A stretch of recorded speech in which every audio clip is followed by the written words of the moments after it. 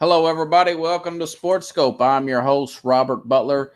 Going to get into Julio Jones is a Tennessee Titan. Did I say I told you so, or did I say I told you so?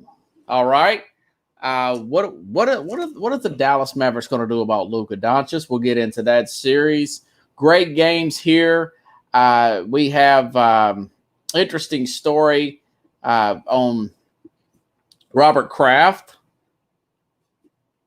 NFL stories there, Logan Paul, you guys name it there. The great Jim Fossil passed. This just so much to go on. How good is Kevin Durant? We'll talk about that. But first, let's get into tonight's game. Grit, tough. By watching Kevin Durant last night and watching Joel Embiid, who I think they're going to be okay. I mean, they're up 107-89. So I guess that means they're 17-point lead, 734. You cannot rule out this Atlanta. I want to say Atlanta Falcons because I'm thinking about Julio. This Atlanta Hawks team that can just shoot you out of your own gym. I had a feeling that they very well may have won game one, in which they did. But I do like the strong surge that Philadelphia made late in that game in game one. And, of course, that, like I said, they're up 107-89, 734. I mean, game's not over with. I mean, we're 18-point game. But it does show by this particular series, which I think is going to go 7. I'm sorry. I think this particular series that we're watching right now is going to go 7. But I'm going to stay with the home team, the 1 seed here in Philadelphia. I think that Joel Embiid playing with that torn meniscus with 30. I looked this up, guys. They owe him $100+ million. Over the next 3 years, it's like 33 and some change, whatever. So I think that there's a calculated risk with Embiid that this team is taking right now. But if you watch how hard he's playing grimacing, he's really gutting it out. And there is some psychology to that. I saw the hustle plays from Dwight Howard, that big block towards the end of the quarter there. Big shots by the bench. So I think that his grit is rubbing off on the other teams. Kind of reminds me of the other series last night with Blake Griffin. The grit is rubbing off on the team that's short. James Harden and Jeff Green is not playing. So I do think they'll get Green back. I'm not sure about Harden. That one's a big if there. You know, so now, like I said, now this one's 20-point game now. So I do think Philadelphia is going to get back. I think they're going to get one game in Atlanta, and I think this is going to be a 7-game series. But, you know, this playing on that torn meniscus, 33, 11 points, 2 assists, and he had a few good blocks there. Joel Embiid, I think this team is going to rally behind him. They are the deepest team in the league. I can honestly say, looking at their bench, the Steph Currys of the world, I can't remember this guy's name. The guy that hit the bench player, hit the big shot there before the end of the fourth quarter, that big 3 there. Tobias Harris got the good combination of defense, offense. They trust their head coach. I think Philadelphia is going to be okay again. From everything that the Atlanta plan on house money threw at them, I'm really impressed with what I see there. Now, going back to yesterday, a lot of I told you so. Now, I did not expect them, Brooklyn, to play this well. I do think that Philadelphia or Milwaukee is going to play better at home. They still could win a game there. Shake Milton, hit a 3 right there at the end there. I think that was a big momentum right at the buzzer just before the fourth quarter. The crowd's in it. A deep team. Guys are playing inspired basketball around Joel Embiid. One player can uplift a team like that. And going back to last night, guys, Kevin Durant, this was a stat posted out postseason. 55% field goal percentage, best in career. 50% three-point percentage, best in career. 32 points a game, third best of career.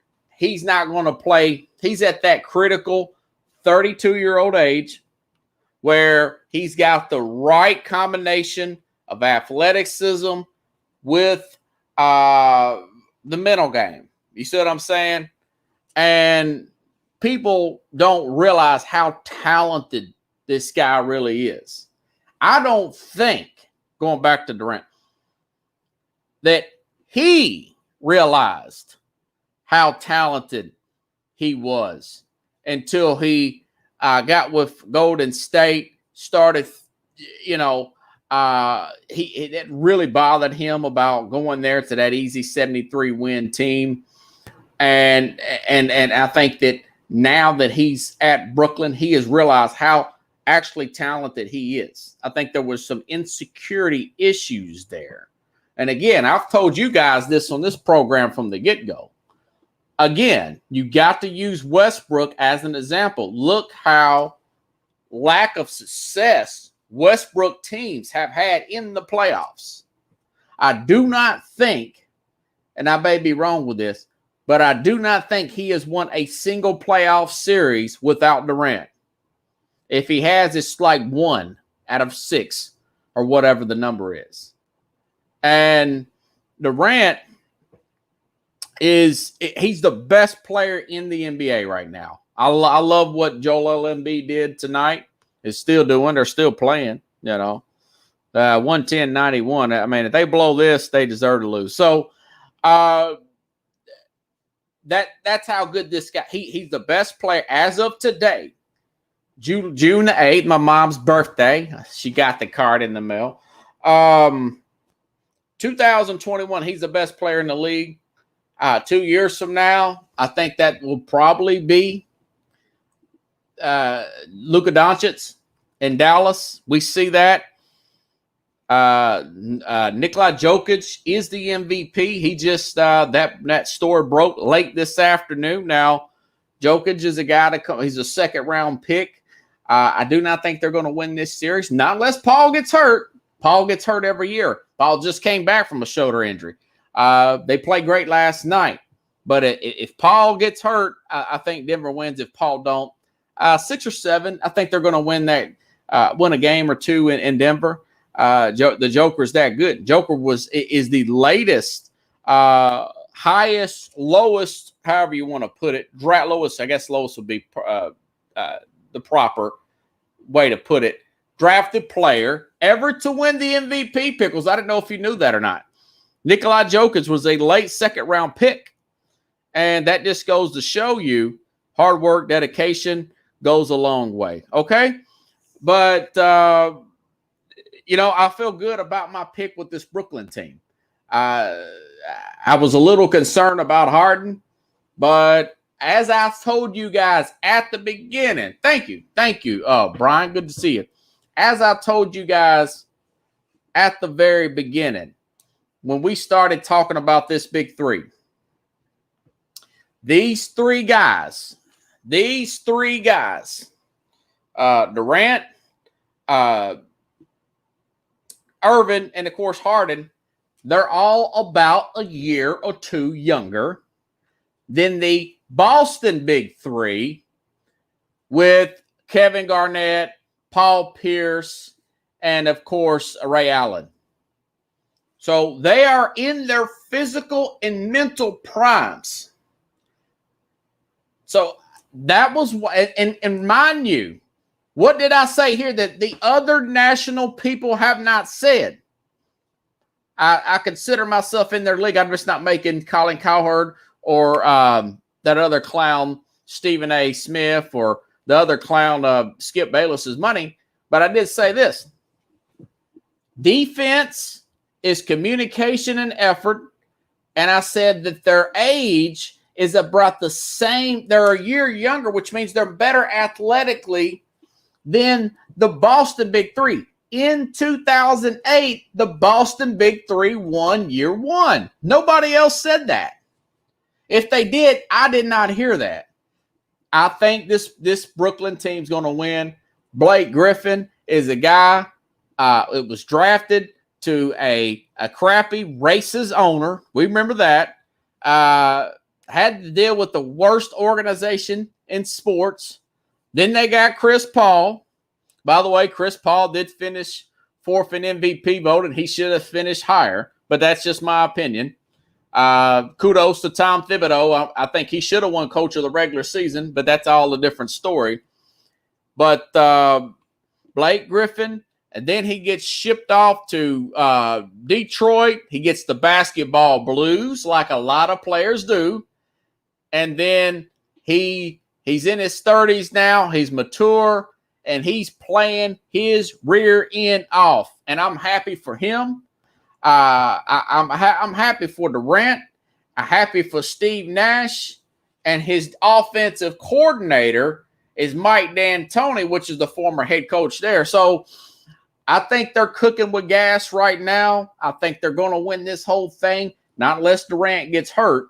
But Durant is the best player in the NBA as of today, bar none. I like the comeback that Kawhi Leonard did. I like his ability to play the defense. Durant can get any shot he wants. He can get to the rim.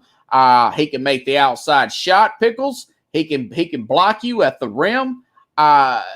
He's got a high basketball IQ. He's playing at an elite level. The others, Kyrie Irving, Kyrie has to be led to water. You can't make him drink. You have to lead Kyrie.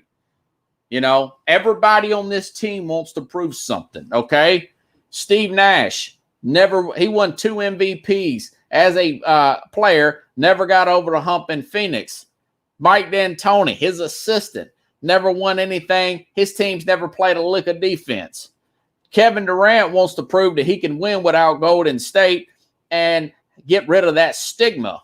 Kyrie Irving wants to prove that he can win without LeBron James. Who's the other one?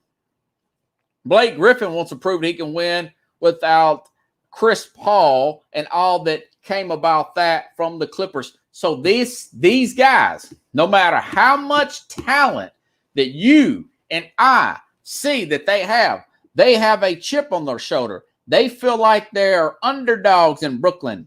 I see the inspired basketball that they're playing. It's fun to watch.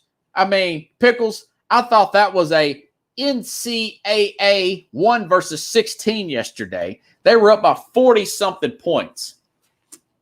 Now, this Philadelphia team, they're going to gut it out. I think it's going to go 7 there. Probably go 6. I got a 5, maybe 6. Milwaukee's going to win something. And I'm going to tell you, I called Portland. I said Portland's going to fire their coach. They fired him the next day. I called that. Budenholzer will be fired as soon as this series is over with. Giannis, Griffin's playing out of his mind. Giannis is going to lay low, but behind the scenes, he knows he's going to need some more shooters. I thought they had the proper defense this year.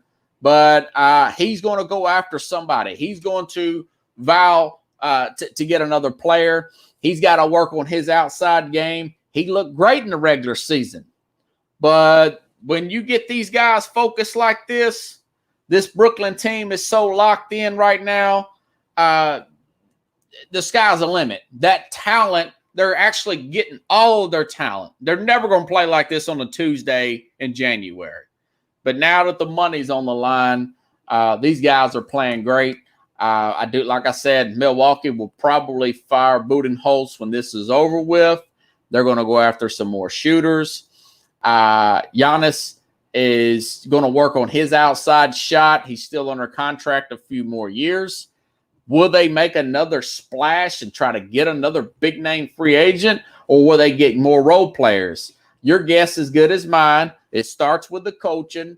I know for one thing, I'll tell you this, that this coach here, there's a guy from the Golden State Warriors that's an assistant, and that he will I'm looking for his name now because I was talking about him with possible Dallas going after another coach.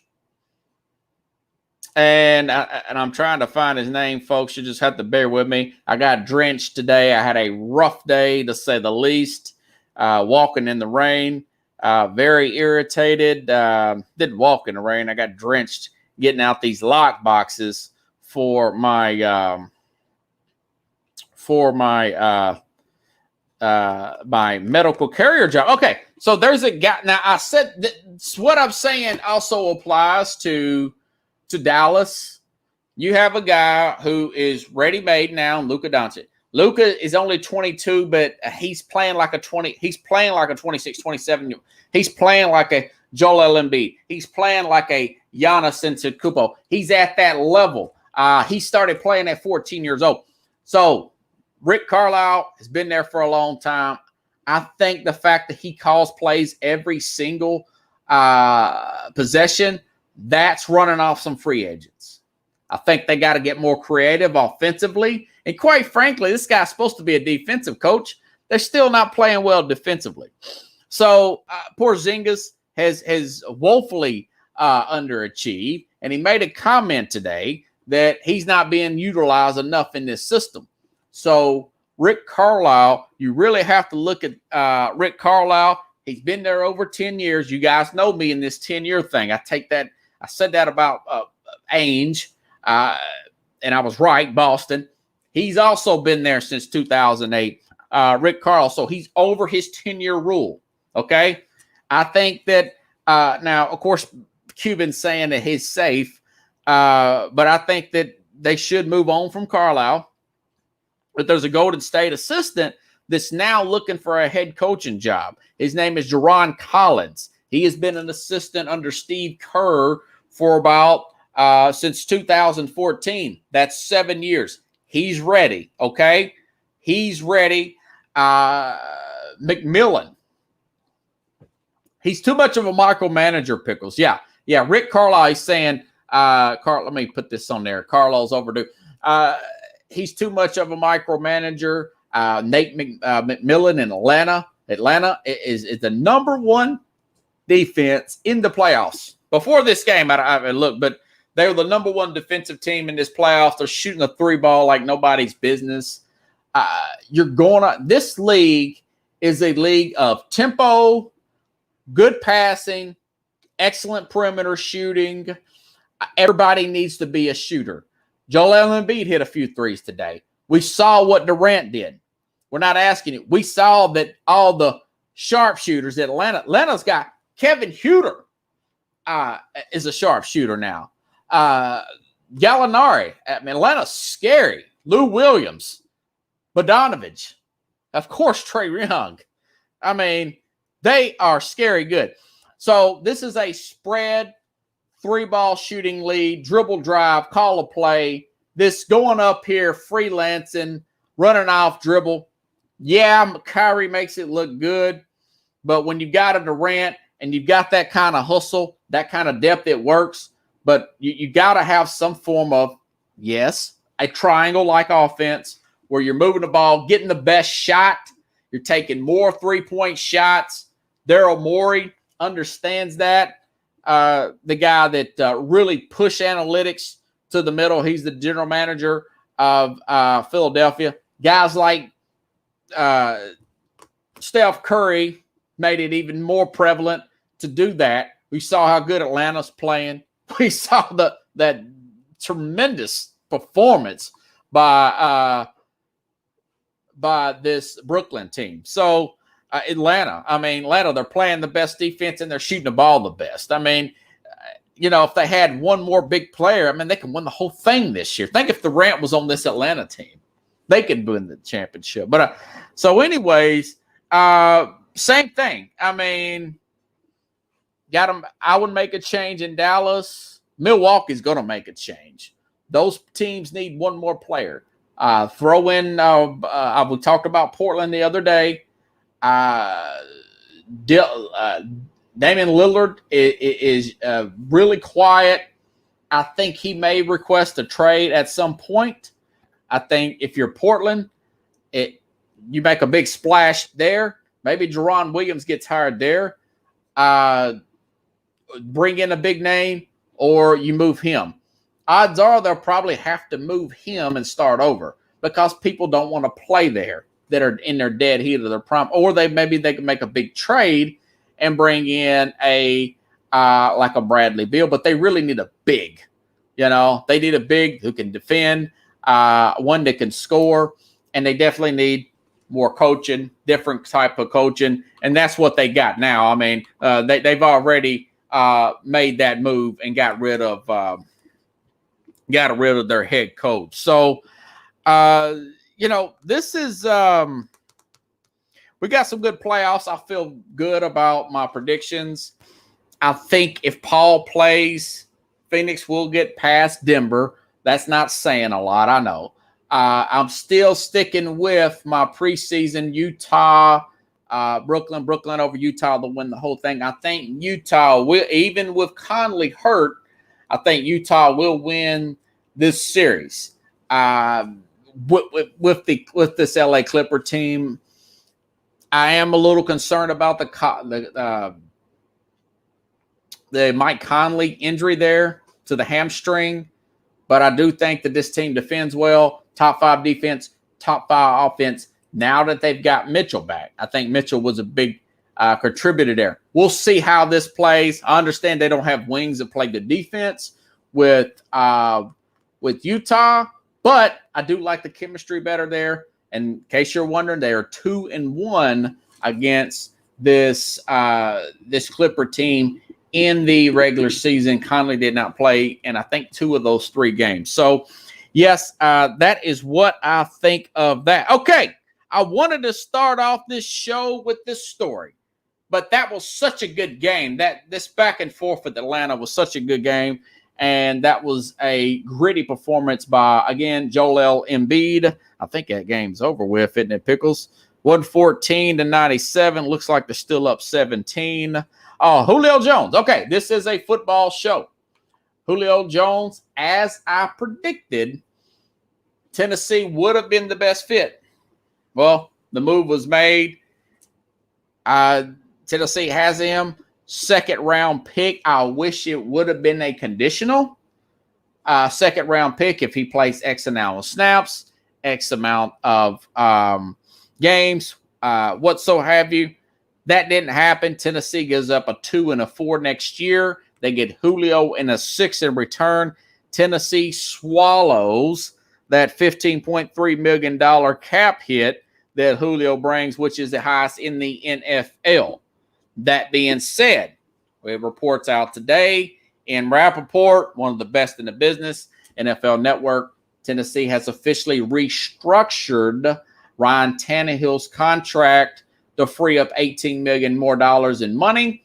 So they're going to get Julio covered. That's going to be okay. Restructure. I went to Spot Track to check this out. That does not mean Tannehill's going to take a pay cut. He's getting money put off till next year and the year after. So Tennessee's going to be hit with a big salary cap casualty at some point in the near future, which means they need to jump in through that window now. It is now. The time is now. You got Trevor Lawrence. He's only going to get better in Jacksonville. Houston's not going to stay down forever. Clay Travis is saying Tennessee's going to be in the Super Bowl. Colin Cowherd went too far the other way. Still says the Colts are going to win the AFC South. I did disagree with both of them. Tennessee with Derrick Henry, with Julio Jones and A.J. Brown and Josh Reynolds. And remember, they're bringing back Taylor Lewan at left tackle. He got hurt in the middle of the season last year. They're going to be able to move the ball. They're going to be able to score 28 to 30 points a game. I do not see any other way that that they could screw this up. Now, they've got a new offensive coordinator, and they've got a new defensive coordinator. Well, they got help on the defensive side of the ball. Would I like for them to get a Melvin Ingram and a Richard Sherman to help bring along Caleb Farley at cornerback? Remember, they got rid of Adoree Jackson and Malcolm Butler at the cornerback position. Those guys weren't world beaters by no means. This wasn't Revis. This wasn't Jalen Ramsey. But they had their good moments and they had some bad moments, quite frankly, especially Butler. I love Butler, but, we got the same last name, no relation. But I'll say this. Yeah, and plus they added Janoris Jenkins.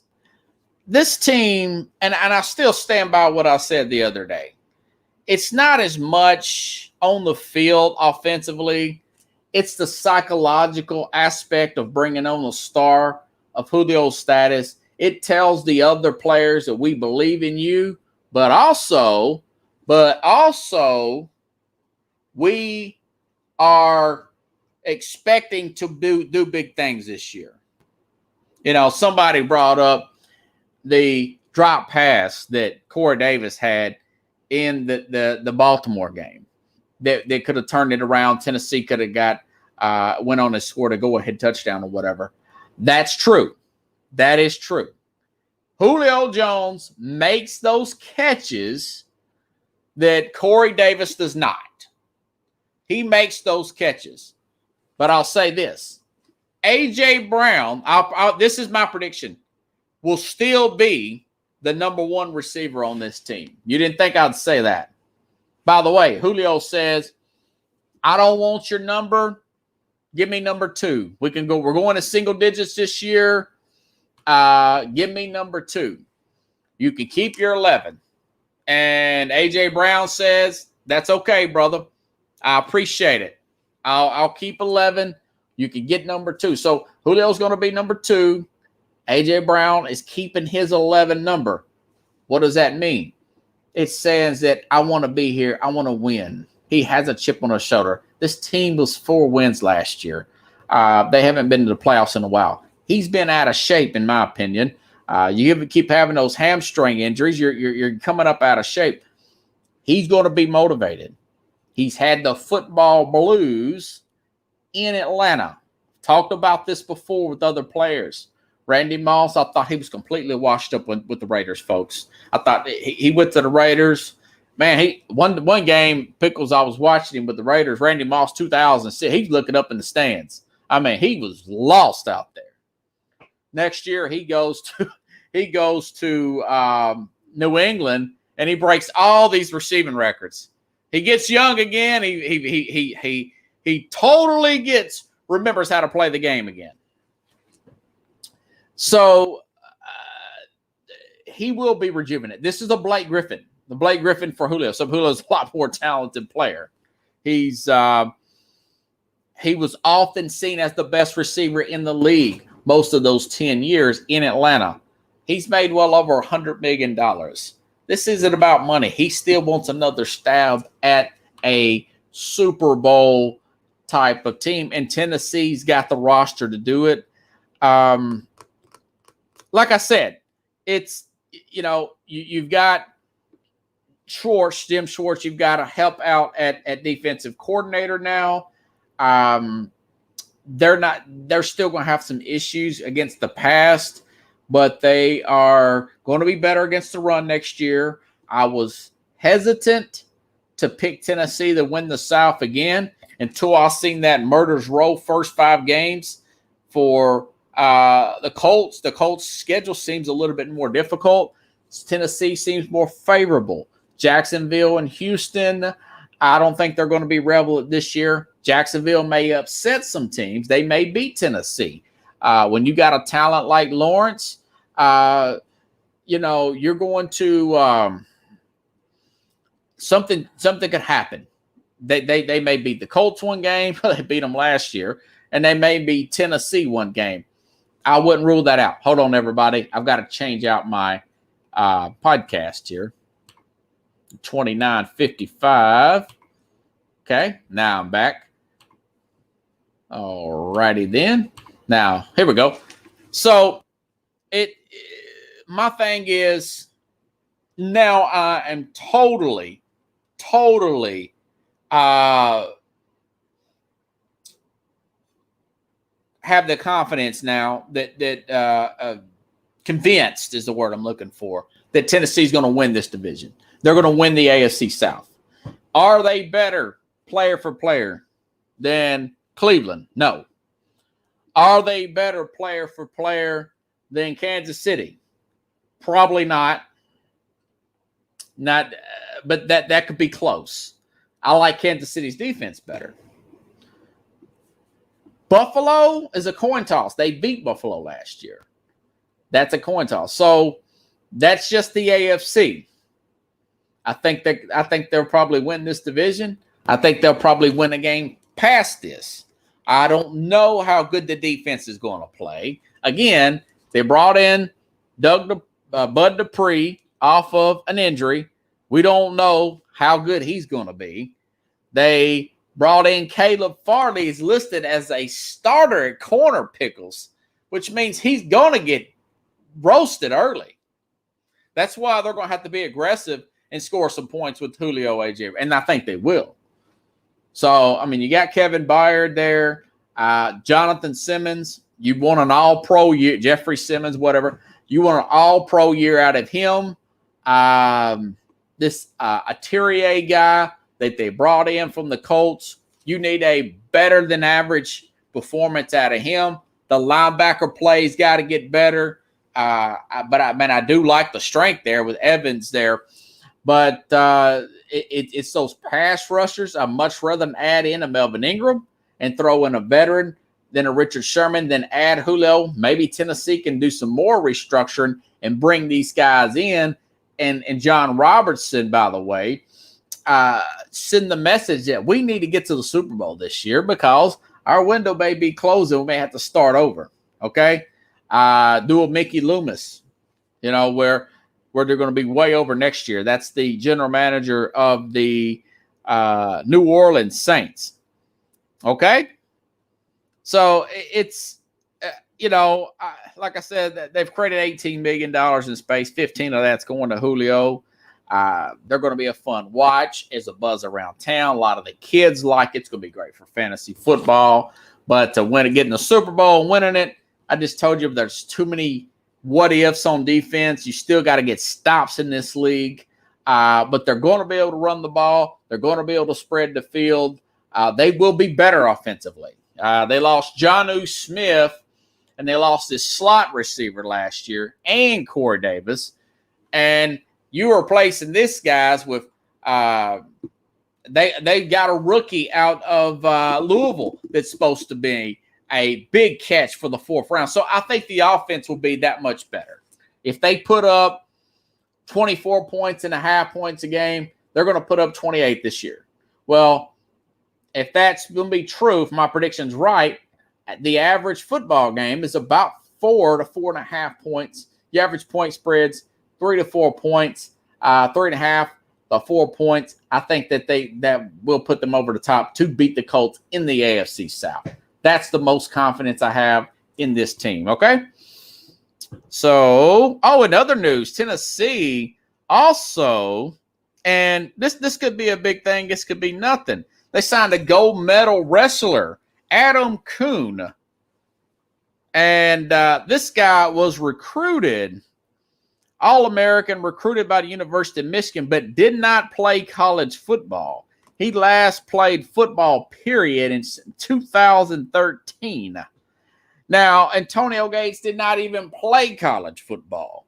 That's what we were talking about with somebody brought up about the Tim Tebow being the tight end. Antonio Gates played basketball. He came out for football. I know he's a one in a gazillion.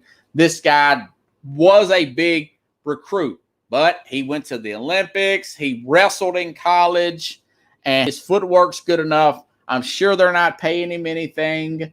But his name is, like I said, he was a 5-star guy, recruited to Michigan, decided not to play, went into the Olympics. He's a big-time wrestler. He's got good footwork, strength. He's in great shape.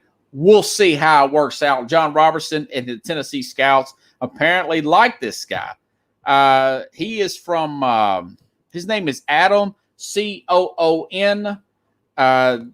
He's going to come in and play guard. He's not going to play tackle. He's going to try out for guard. He might not make the team, but it's an interesting story. I noticed that it got some play there. Sticking in the game of football. Okay, the Vikings. Now, first of all, as I predicted, Aaron Rodgers didn't show up. And LaFleur made a comment said basically it is what it is. When you start saying stuff like that, he's in this for the long haul here. Rodgers, my opinion, even though people were saying otherwise, that are friends of Rodgers saying this thing's fixable, my opinion, he won't play another down for Green Bay. Remember, Le'Veon Bell sat out a whole year.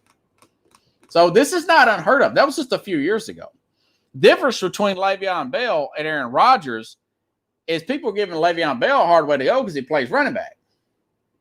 Aaron Rodgers plays the quarterback position, and he's already made some ridiculous amount of money, $230 million or whatever.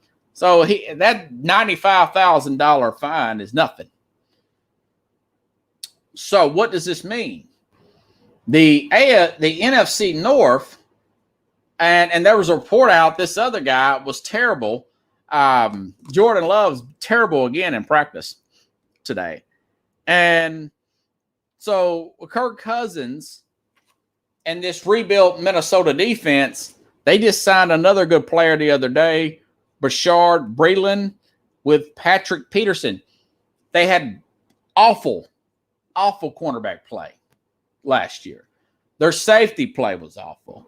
They had to get rid of some players because they're paying Cousins so much money, which he's not worth it, but they can't do nothing.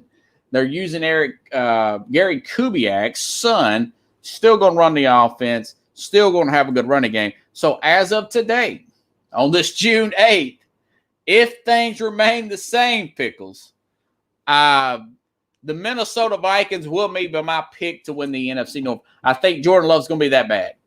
You go from 1 seed to probably not making the playoffs with Jordan Love.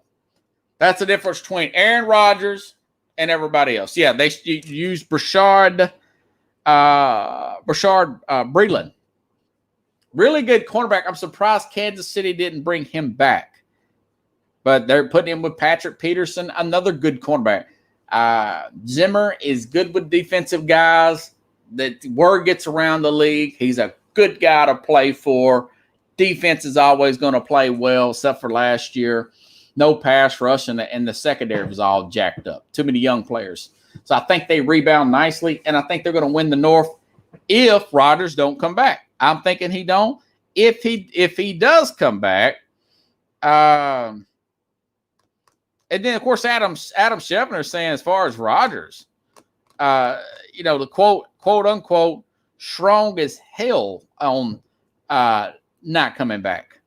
That's what Adam Scheffner saying, talking about Aaron Rodgers. Okay. So the NFL, very unfortunate death in the family there. Jim Fossil, former Giants coach, passed away this morning.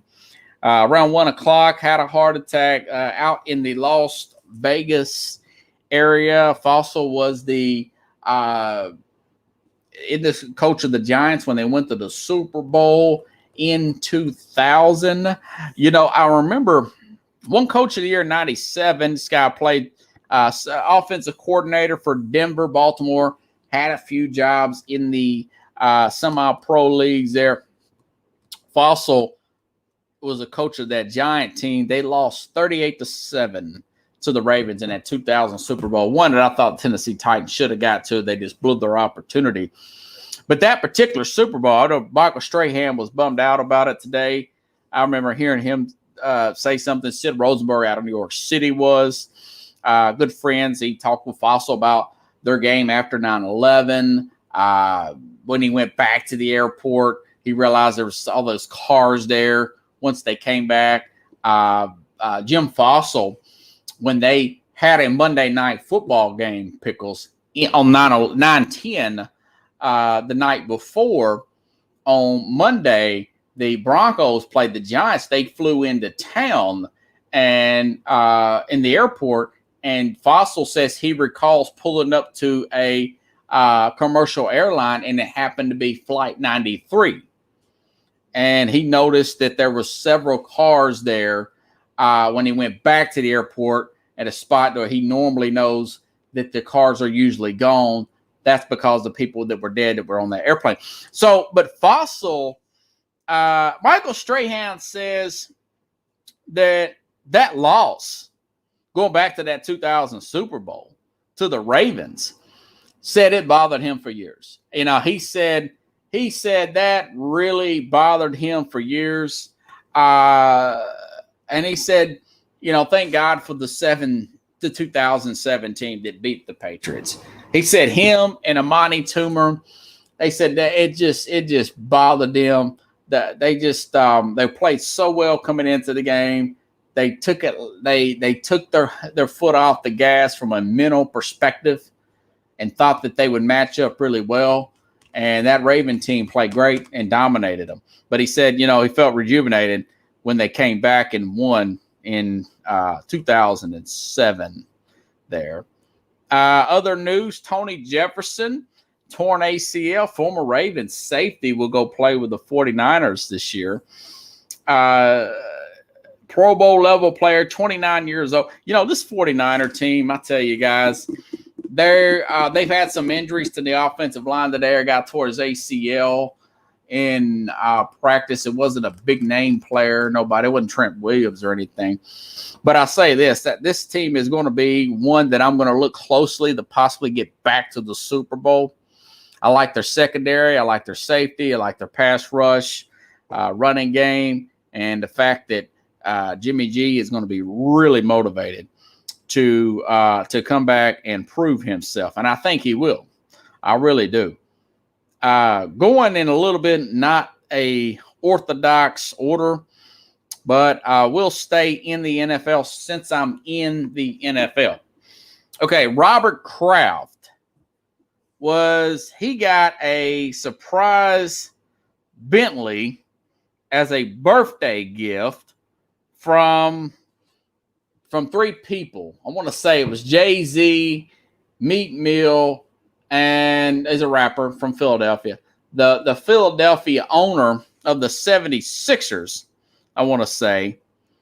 And for his 80th birthday yesterday. Now, the reason why I'm bringing this up is, you know, why he felt bad for this rapper and out of Philadelphia getting ramrodded through the criminal justice system, pulled some strings, got that taken care of, pushed for criminal justice reform. This was all in the Philadelphia area. And this guy, he's got a lot of good in him, you know. And he couldn't find this certain Bentley Kraft, so they gave him something. What do you give to somebody that has $1 billion, has everything? You give them love, you know. And it was a really good. TMZ put the story out, and they've got a film of him walking out. But yeah, mind you, everybody, Kraft is a guy who is living every day like it's his last. He, you know, when his wife died of cancer in 2011, and you know he's really, you're as young as you feel. He don't look 80. He looks about 70, 69, 68. I was watching that, and you know, not just the fact that he did this for this guy he don't know from Adams. He also took his own private jet and paid for it with his own money to go to China to get some PPE masks and stuff like that and distribute them to the locals. So, you know, this guy, I know about the massage parlor thing. People mock him about that. He really went head to head with the NFL on the Deflategate and all that. But, you know, I've always liked the guy. I think he's a good owner. And I think that was a cool moment. because you never see somebody like that really look genuinely happy. It was more thank you for the gesture rather than the big gift. Pretty interesting. Pretty interesting little story there, folks. Let's see. Going through everything. Speaking of that, there was a fight on Sunday. You know, I was going to order this thing, folks, this Logan Paul and Floyd Mayweather fight. Turned out to be a great payday for both players.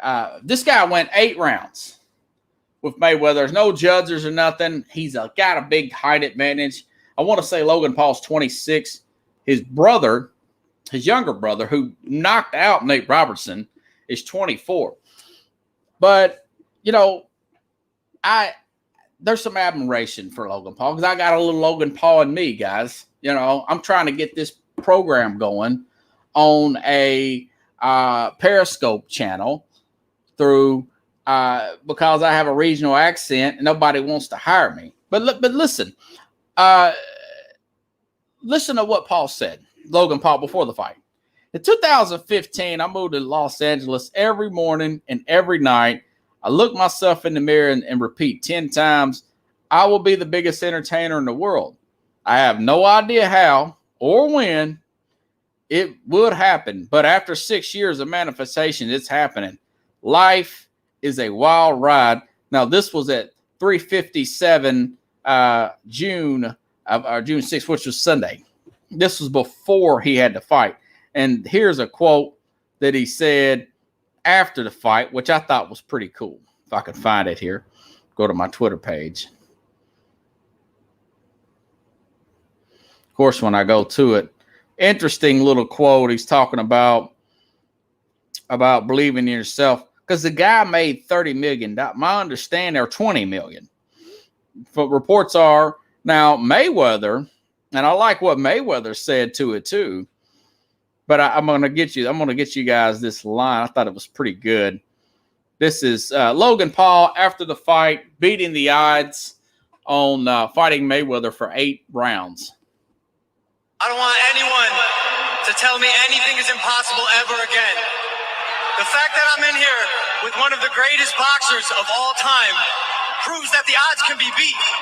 I'm the Maverick. I go right when they go left. I'm the unorthodox one. I'm the independent one. And everyone has it in them. And everyone can beat the odds and do great things in life. And I want everyone to know that. That's the message I'm here to say. Floyd Mayweather, it was an honor. I hate being a dickhead. I love you guys. I love all you guys. It was one of the greatest moments of my life. You know, and I'm happy for him. A lot of people, these 9-to-5 average Joe Blows, haters, I call them, mock Logan Paul. Well, Logan Paul don't have to go to do a 9-to-5 because he just made, from my understanding, $20 million in that fight. And, okay, here we go. TMZ Sports last month said that potentially make $20 million for Mayweather-like fight. Now, Mayweather, from my understandings, made $30 million before the fight and anywhere from $50 to $100 million depending on the proceeds from the pay-per-views.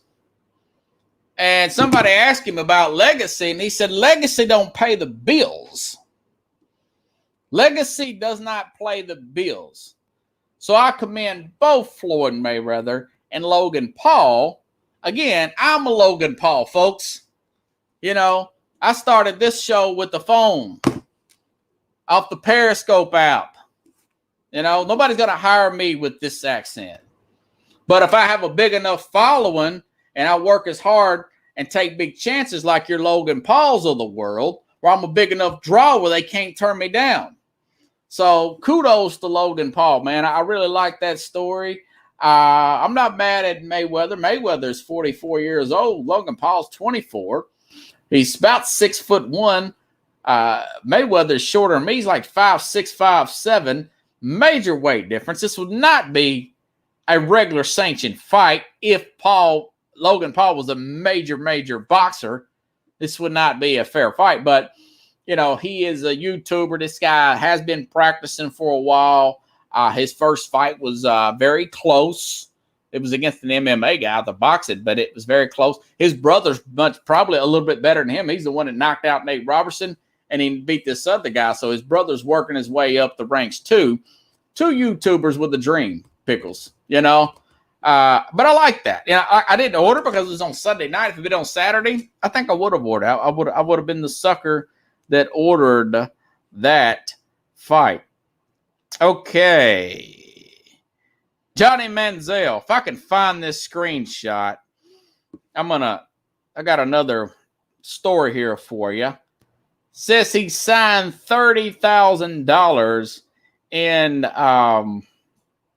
autographs back in 2013. Once I can find it, folks. Let's see. Trust me, guys. If you had to deal the day I would have, you would not even be up here doing this Tom Thibodeau Coach of the Year, doing this job. I forgot to get to the Nick Saban. I'm going to go to that here in a minute. By the way, Tennessee Titans are now 30-1 after adding Julio. They were 35-1 before Julio. So Vegas is not, that was from MGM. Vegas is not too high on the Julio acquisition. But I want to show you guys, read this. Okay, Johnny Manziel admits to signing autographs for $33,000 while in Miami for the BCS title game in 2013. Remember, there was some issue, and he was saying that didn't happen. I didn't sign those autographs and all that. So now, this not, player likeness, nobody's going to get in trouble for it. But let me tell you guys something. For a college student, now this kid had money. Forget about Johnny Manziel for a minute. But for a college student to make $33,000 in signing autographs, you might as well give him $1 million. I'm almost 40. If you gave me $33,000 for a few hours to sign some autographs, I'm paying off some bills, man. That's hustling. And now he's saying it because it's, you got the NIL and everything going on. So I think that was pretty cool. But, we always knew he was up to no good. But now he can just say, whatever. I can do what I want now because it's about to be legal and I haven't been in college football for a while. Nick Saban signs an extension. Pickles. Nick Saban will be with the Alabama for until he's 77 years old. I want to say 2028. If I can find this. Last Friday, Lillard, Robert Kraft. I'm looking to see if I can find this. Johnny Manziel. Nick Saban will signs an extension through the 28-28 season. We will be 77. Bobby Bowden and Petrino both coached till 80 and 84. Now, we all know he's got the 7 national championships, in case you're wondering. I'm sure a lot of you are because I was. How many does that make? How short is he on wins? He wants to become the greatest of all time. In case you're wondering, a lot of you are. I was when I read this story. Joe Paterno, the late great Joe Paterno, Penn State had 409 wins. Bobby Bowden is second with 357. Okay. Bear Bryant is 323. That's who he's chasing, I think. Nick Saban. Nick Saban has 261. So if he coaches another 7 years of 2028, count this year and 6 additional years at 70 per year, that would probably put him to 3. Let's see, 7, 6, 13. He would be right up there with Bear Bryant. He'll be at the end of this contract, average of 10. I'm saying 10 wins a year. But, I'm sure he'd maybe get 11 or 12 in some years. So, because he's at number 1 class. Still at the top of his game. So, if he catches Bryant, that will put him 3rd all time. Does he want to coach till he's 82, 83? He has said more than once that he does not want to coach till he's totally bad. He does not want to do that. they're not bad right now. They had the number one class the last 3 years, and the offense is only getting better. This class is the number one by a long shot this past year. So the recruiting aspect is still there. He will be 77 after this contract extension is up. Again, Bowden coached till he's 80. That gave him, he's 357. Paterno coached till he's 84 at 409. Both of them had relatively good teams towards the end, even Paterno. They were winning like 9-10 games a year. But to Nick Saban, 2 losses in a regular season, Pickles. That would be considered him losing a step. That's what Saban would be considered to be losing a step. I don't know. I think he's going to try to pass Bear Bryant up. He's got 7 national champions. Bear Bryant's got 6. He's already got him beat there. Might try to win another championship or 2, put him at 9, possibly, 8, 9, 10. 10 will be really crazy, but maybe win another national championship, be 2 better, be 3rd all time. If you look at his winning percentages and all that other stuff, they've already got statues of the guy, limited scholarships, like I mentioned before on the Mac and Jack show. Yeah, I mean, it's possible. He's still the greatest to me. He's the greatest right now if he retires. He's just wanting to build that resume up. Plus, he likes to coach. He looks the same, in my opinion, as he did back in 2001 when I first saw him coach at LSU.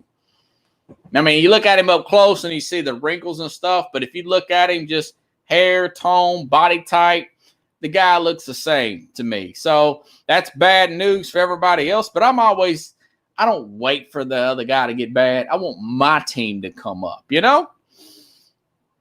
Yeah. Had 10 and 12 years. Yeah, and I talked about he had that guy that was doing some shady recruiting too that they ended up getting in trouble for. We talked about that with the story last week with the Coach K retired. Okay, USFL. This was brought up to me on the Mac and Jack show the other day.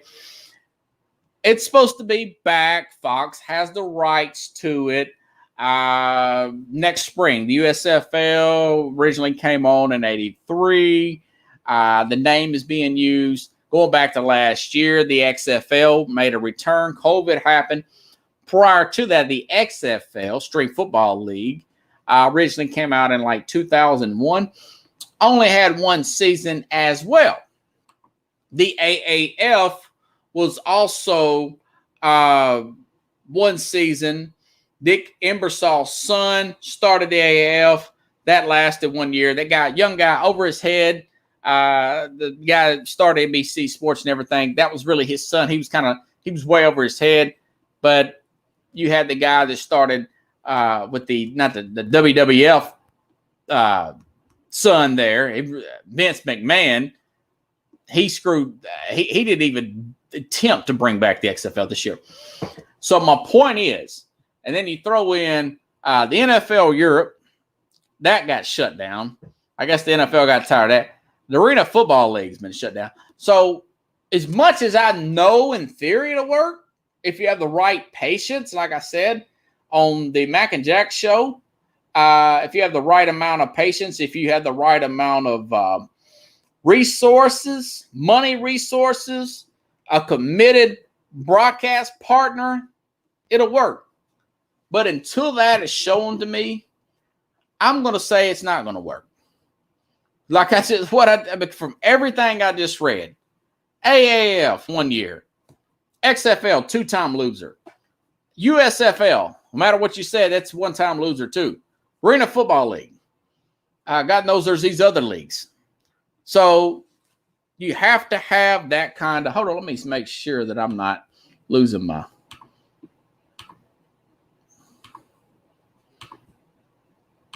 All right, now part 3. Wow, what a show tonight, folks. A lot of energetic. And thank you, Kathy. I appreciate that. And I'm getting cotton mouth today.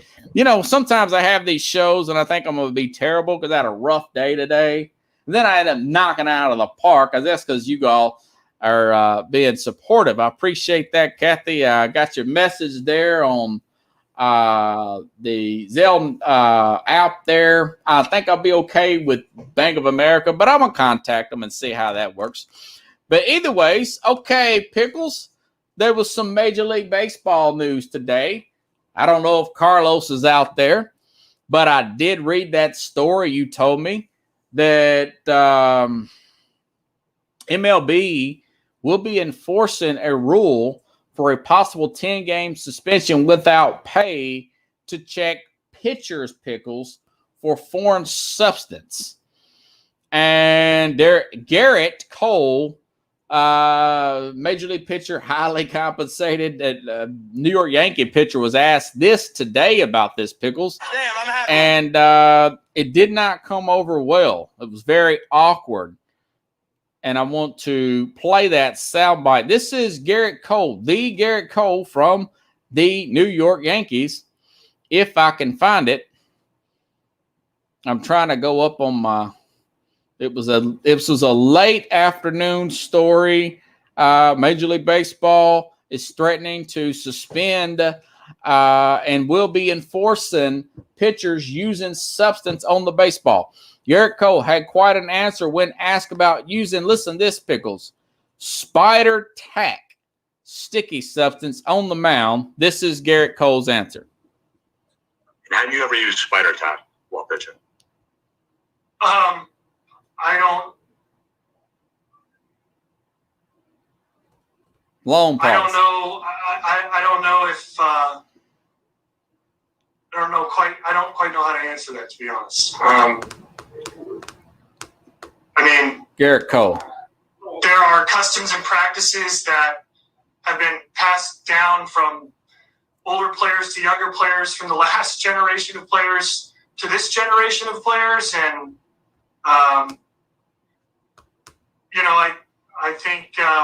I think there are some things that are certainly out of bounds in that regard, and I've stood pretty firm in terms of that, in terms of the communication between our peers and whatnot.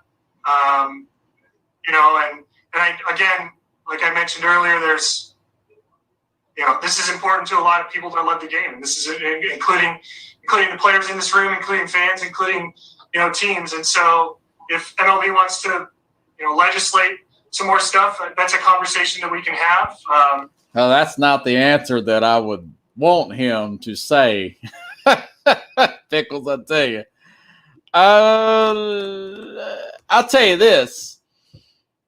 As far as players using stuff like that, something, I guess that's a substance you can put to have a better grip on the baseball. I don't know why some of this stuff is illegal, but I'll say this, it's been going on for a long time, and he did step in it. Yeah, and that was trending today, Pickle. So, we're talking about a league that's getting over the PED period, which is a very black, dark period in baseball.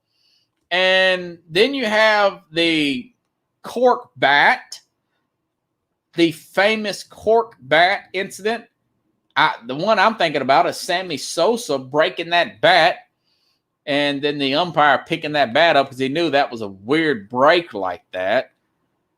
And you have the other sticky substance, which he looked like he stepped in it. I mean, if that guy was on the witness stand, if I was his lawyer, I would be very nervous and sweaty palms. But as far as thinking that stuff goes on, yeah, I'm going to interview Tavarius Tears. He's a University of Tennessee commit for college baseball here in the next few weeks.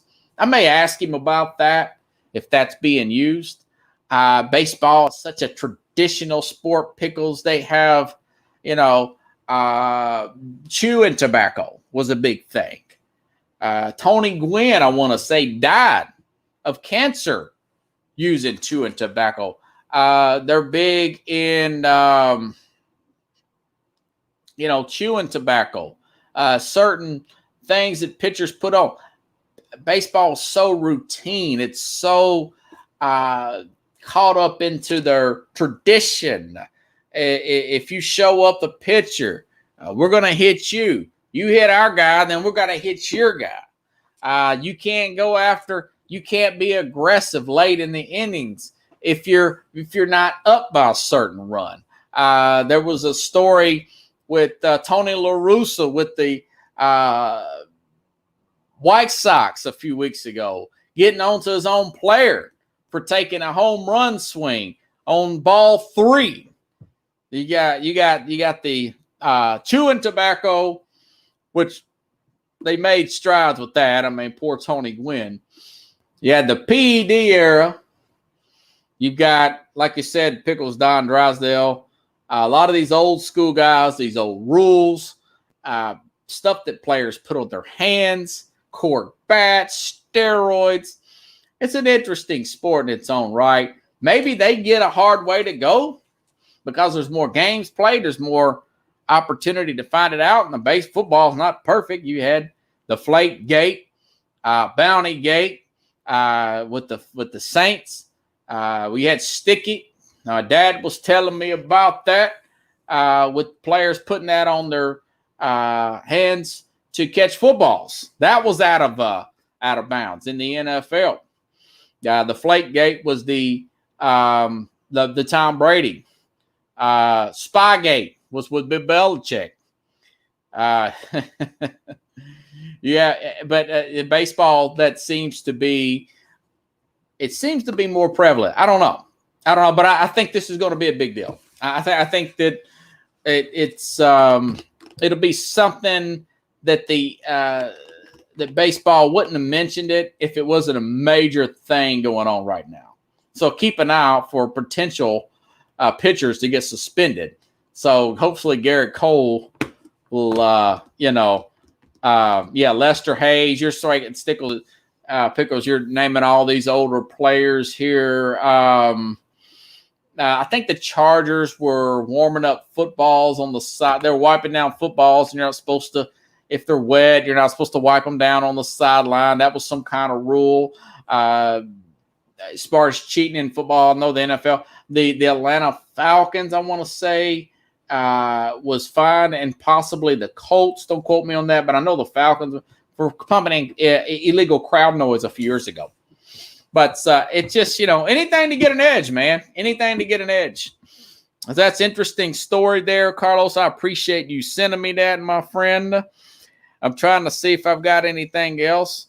I've covered everything from cheating and cheating that's no longer cheating with Johnny Manziel to death. And I'll tell you, Mark Eaton died the other day. Former big man. I didn't get a chance to talk about this last week, Pickles.